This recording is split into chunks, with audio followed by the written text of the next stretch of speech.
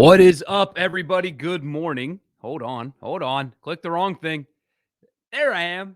I know you guys. Were looking forward to actually seeing me as opposed to the little preview screen there. Welcome in to the live stream. I'm Michael Borky. Glad to see all of you guys. Actually, see all of you guys on this Thursday morning. Main topic today. One thing I want to talk about is SEC quarterbacks. I'm not going to go 1 through 14 or anything like that. That's not what I'm going to do this morning. But SEC quarterbacks, like a top 5, if you will. But the reason I'm doing this exercise is because there is one that, at least so far this season, is probably criminally underrated at this point. And you won't be surprised by the top 2. But when you get after 2, you start looking around and you think, you know what? We don't give this one kid enough credit. So we'll talk about that right here on the stream. Real quick, though, I want to remind you, follow me everywhere. Twitter, Facebook, at Michael Borky, YouTube, on my YouTube channel, Michael Borky on YouTube. Subscribe. Yeah, we have audio this morning. I made sure I unclicked that button this time. But, yeah, we got audio this morning. But don't forget, subscribe on YouTube. I will be doing a late night Saturday reaction stream, although Ole Miss plays at 11. State doesn't play at all. It'll still be late Saturday night after the little guy goes to bed and after most of the games are over. So you don't want to miss that. Subscribe on YouTube, Michael Borky, and find me there. That'll be great. Okay, first of all, did you guys see the story from the baseball game last night? This is unbelievable to me. A guy that's been on the run for 23 years, a fugitive. This is from, the link is CNN, but it's from the U.S. Marshals. Let me share this so you can see where this guy was sitting. If you haven't seen this story, this is nuts. John Ruffo is his name. That's where he was apparently sitting. A 23-year fugitive. The U.S. Marshals, somebody, whether they use like face recognition software, I don't know. Somebody spotted him at the game last night, and that's apparently where this guy may or may not have been sitting. Here, I'll scroll down for another picture. That's the last picture of him ever, and this is in 1998. That's the last image of him that they've ever seen until last night in L.A. at the Dodgers game, sitting behind home plate. And the U.S. Marshals are obviously, asking for help, but he was convicted in the late 90s of a $350 million bank fraud scheme and was sentenced to 17 and a half years in prison. So he'd already be out by now. He was given bond, but never showed up to prison to serve his sentence. And also, about $13 million of the $350 was never recovered. Apparently, this isn't the first time he's been spotted or tipped or whatever. In 2016, a tip came to investigators that Ruffo, who's now 66, had been at a Red Sox and Dodgers game in Los Angeles a month earlier. On August 5th of that year, he was sitting about 4 rows up wearing a blue T-shirt, the Marshals said in a news release. So this wasn't last night. This was at a Dodgers game in 2016. This is Red Sox Dodgers 2016, but somehow they got a tip that this was him sitting there. If I said last night, forgive me. This is not last night. The story broke last night. This did not happen last night. But that's the image. Wearing the blue shirt from 2016, that they think is him sitting behind home plate after years on the run. My question is, where does the tip come from? You know what I mean? Have you ever looked just like at a crowd? And that guy, that image, that doesn't stand out to me or anybody. And if he's been on the run for a couple of decades, who would have known that was him sitting there to now start asking questions and stuff and trying to figure out where this guy is after so long? But apparently this dude who's 5'5" or whatever has been hiding in plain sight to the point where he's comfortable sitting behind home plate at baseball games after he skipped a 17-year prison sentence for a $350 million bank fraud scheme. Just sitting behind home plate at a baseball game in Los Angeles, 2 rows back. John Ruffo's his name. That's crazy. And yeah, you're right, man. Kyle says that man has balls. Yeah. There's no shot you'd get me doing that. But anyway, I thought that was crazy. That story broke last night that Marshals are looking for him after going to a baseball game in August of 2016. But still, I'm mind blown. Like, who would have known who that was? Who would have known who that was? It's crazy. That's crazy. Chris, I did not see the coaches poll for the Pelicans ratings. Although, um, I expect it to be a playoff team. They should be a playoff team. We'll see. I love Willie Green, their new coach. Just a far cry in messaging and culture compared to what Stan Van Gundy had there. So hopefully they can turn it into some wins. But all right, let's talk quarterbacks. And here's why I want to talk about it, because it's pretty simple at the top. At least I think it is. When you're ranking SEC quarterbacks right now, I know some people one state over will disagree with the order of 1 and 2, but it's very clear that it's Matt Corral. I think it's very clear that he's at number 1 and Bryce Young at 2. I know Bryce Young just beat Matt Corral, but you guys know this. If you have a brain, you know that Bryce Young's team around him is significantly better than the one that Matt Corral has. If I'm taking a quarterback today to win a game today, I am taking Matt Corral over Bryce Young. They're both great. I'm not going to disagree with you too much if you think one is ahead of the other or whatever. It's not worth it. It's 1A, 1B. They're both great. I would take Corral right now, but whatever. He's number 1. Bryce Young's number 2. And I think there's a shelf underneath 3. And this is what I was thinking about last night when I couldn't sleep. Who's number 3? Who is number 3? When you're ranking quarterbacks in the SEC, who's number 3?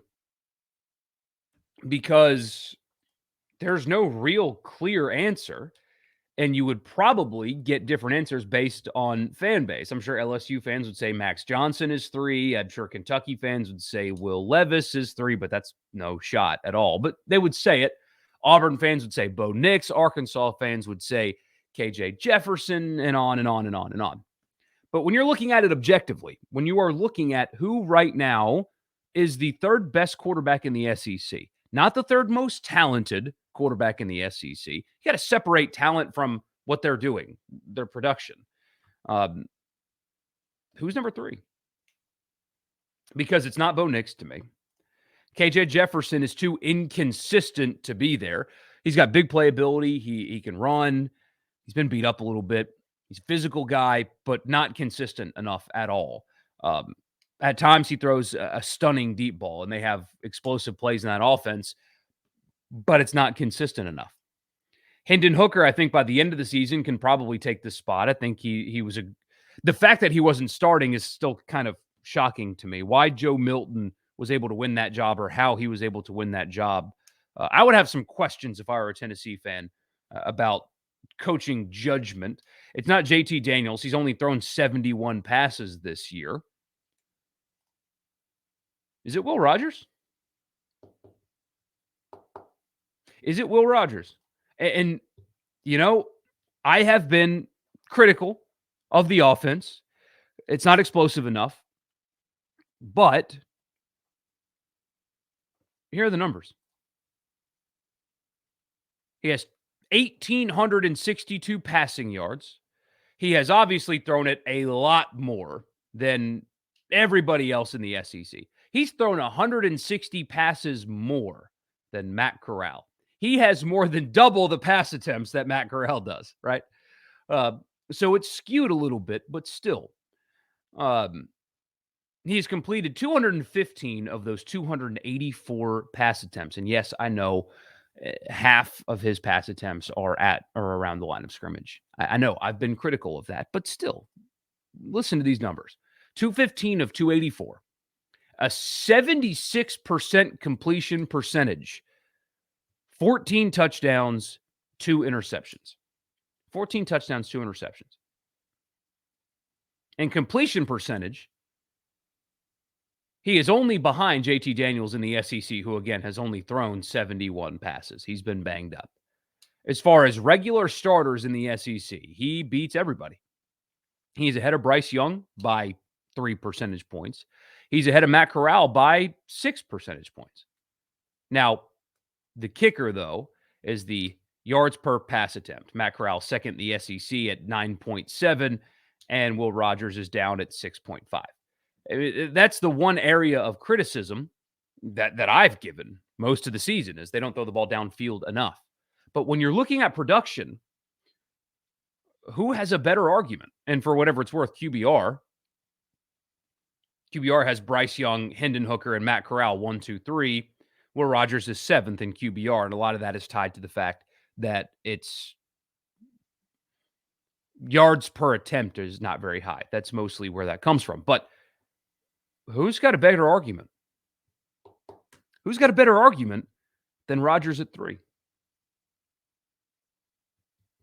It's a good question, right? And a lot of people, myself included, I'm guilty of it, but a lot of people have been really hard on this kid. And credit to Mike Leach. I know most people don't listen to coach press conferences and stuff like that. I mean, I have to, but I know most people don't. Mike Leach has said many times, you guys got to remember, he hasn't had a full season's worth of starts yet. Not a full season worth of starts yet. Offensive line was a work in progress. They're getting better, but still a work in progress. Got to be patient a little bit. And I did some of that this summer as well. But this is, when you really look at the numbers, this is an interesting conversation now. For quarterback in the SEC, Chris, not Heisman. Quarterbacks in the SEC. No, although there are some state fans that are trying to convince themselves that he belongs in Heisman odds, and he does not. The Heisman is the most outstanding player in college football. While he's had a solid season, and I'm making the argument for him to be third in the SEC in quarterback rankings, he is not anywhere close to the most outstanding player in college football. He's just not there yet. And, I don't mean to be negative, but there are some state fans also, and they've texted into our show, that say that he's better than Corral, and they would take him over Corral and just stop that. I mean, come on. I know you love your players, but come on. No, you wouldn't. Any objective bit in your body would not. And that's okay. I mean, he doesn't have to be that right now, but come on. I do think, though, a lot of people around here, fans and otherwise, hand raised, have been a little hypercritical of Will Rogers because the production this season, while conservative, doesn't throw the ball downfield enough, needs to open it up a little bit more. Production doesn't lie. 76% completions, touchdown to interception ratio of 14-2. I mean, he is third in the SEC in touchdowns with 2 interceptions. Max Johnson's thrown double that. Bryce Young on 140 fewer attempts has thrown as many interceptions. On 140 fewer attempts, thrown as many interceptions. Yes, it is a little conservative, too conservative at times. You're not beating Alabama with an average depth of target of 4 yards, but nobody expects you to beat Alabama anyway. We don't give the kid enough credit. He's having a good year. I mean, he'll probably break Mississippi State single season passing records and stuff. And again, that's mostly because of volume, but still, it's time to start putting some respect on Will Rogers' name, I guess is what I'm getting at. It's time to start putting some respect on Will Rogers' name. Is it perfect? No. Are there flaws in what they're doing right now? Absolutely. I talk about it every week. But there is not a good argument that I can think of for anybody to be definitively ahead of him when you're ranking SEC quarterbacks. I mean, I can hear you on Jefferson. He's been banged up. Not very consistent. Runs the ball well, though, and he has some big wins. I mean, he did beat Texas. He did beat Texas A&M, although he was hurt and had to leave that game early. So I would hear an argument, but it's not set in stone. It's not definitive. I think Hendon Hooker, by the end of the season, you can have an argument for sure. It's not set in stone, though. Time to start putting some respect. Time to start putting some respect on Will Rogers' name, because I think that's about where he falls, somewhere around there. And there were people going into the season that didn't think he was the second best quarterback on his own team. 3793 is not too far of a reach for Rodgers. Oh, no, I think he'll throw for over that. So they've played, they're 3-2, right? So he's thrown for 1,800 yards in 5 games. Let me do the math here. I got to get my calculator out. So we'll call it 18 ads on a calculator app. My son accidentally deleted the calculator app that comes with your phone, and I don't know how to recover it. I don't know where it is. He likes to just mess with the apps. He doesn't know what he's doing. He just likes to move the screen and stuff. And so I had to download a calculator. Apparently, it has ads, as I've just learned. Okay, so 1862 divided by 5.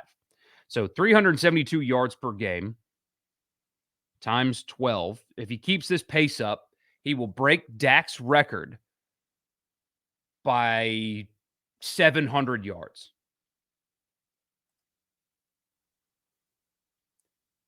It's in the App Store. I know it is, but it's still on my phone, but I can't find where the app is located. So I go to the App Store and go to download it. It's still there. I can't download it. It's there, but I don't know where it is on the phone itself. It's gone. I don't understand it. But anyway, yeah, if Will Rogers keeps this pace, and he still has Vanderbilt on the schedule, he still has an FCS team on the schedule. If he keeps this pace, he will break Dak's single season record by 700 yards.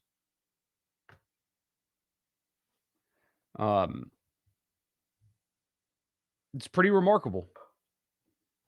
It's yes, again, it's sheer volume. Dak didn't throw like this, but still, like I keep saying, respect the name a little bit.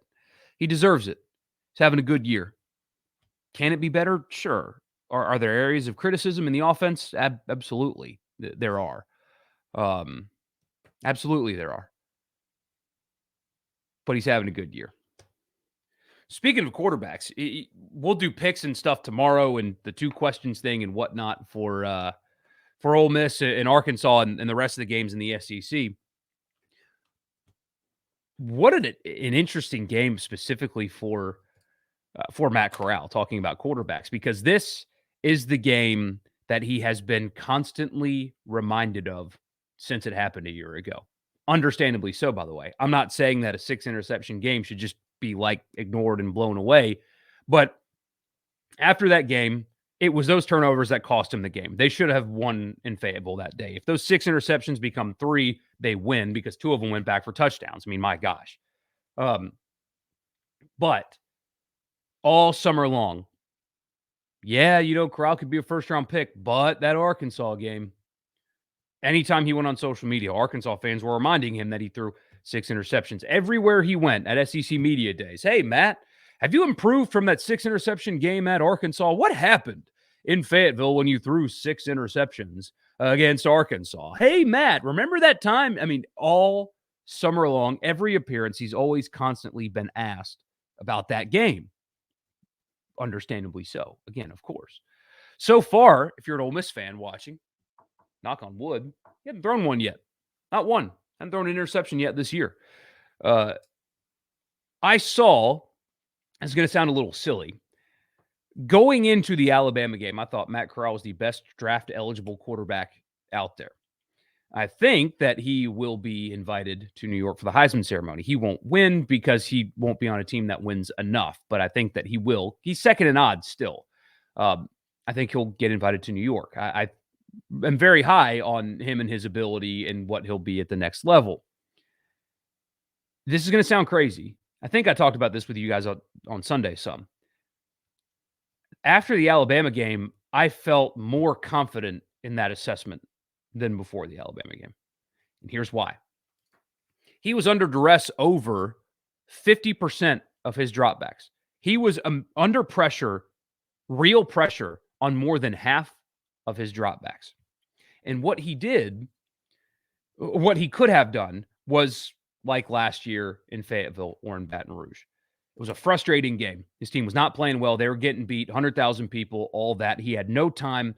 He could have started throwing the gunslinging around, taking wild risks, and really letting that get to his head. And he could have unraveled in that game. You've seen it before. Instead, according to his coach, he made one mistake throw. I don't know what throw he was referring to, but he made one mistake throw that ended up falling incomplete, apparently.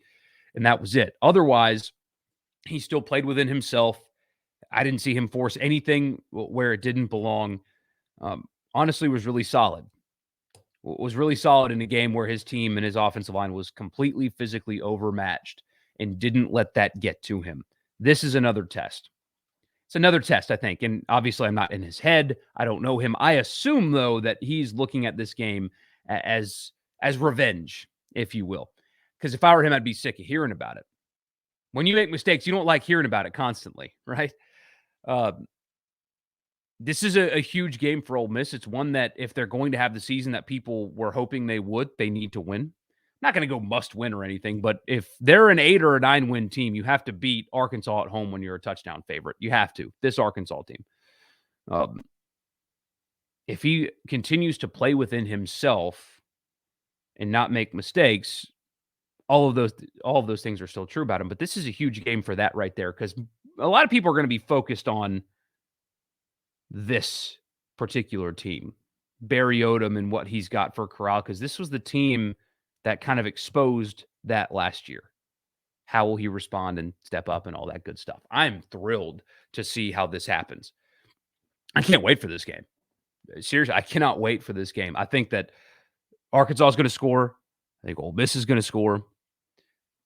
But this is a big game for Matt Corral, because if he's going to be that first-round pick, I mean, a lot of draft guys have moved him up to number 1 on their board, except for Pro Football Focus, who still somehow thinks that Spencer Rattler is a better draft prospect than him. And, maybe a team picks him, but if you're at Oklahoma and you've got Lincoln Riley and you're still struggling like he is, and your fans and students are calling for you to be benched, and now there's some internal issues about leadership and stuff like that, you keep putting that guy ahead. That's fine. Other draft analyst people who I think do a better job have him as the number 1 draft eligible quarterback in college football. If he's going to be that guy, this is a big day for him.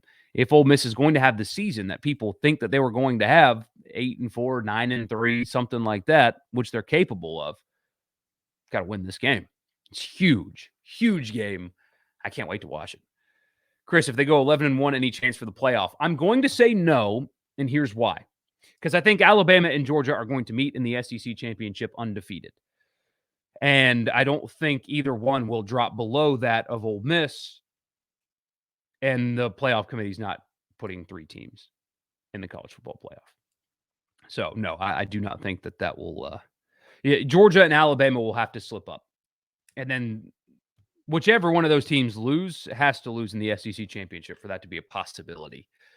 Got to win Saturday first. But, yeah, I mean, there's a chance. It's just a very, very long one for sure. But there is a chance. Never say never and all that good stuff. So, a bit of a short one today. I've got a ton to do this morning. I've got a lot of business to attend to, so I'm going to go ahead and hang it up. Don't forget to subscribe on YouTube. Thank you guys so much for tuning in. Tomorrow we've got picks, and then Saturday night. Tomorrow we got picks, and it's my wife's birthday, so wish her happy birthday. I guess in your head. We got picks tomorrow, late night stream Saturday night, and let's get going. So I'll see you guys tomorrow.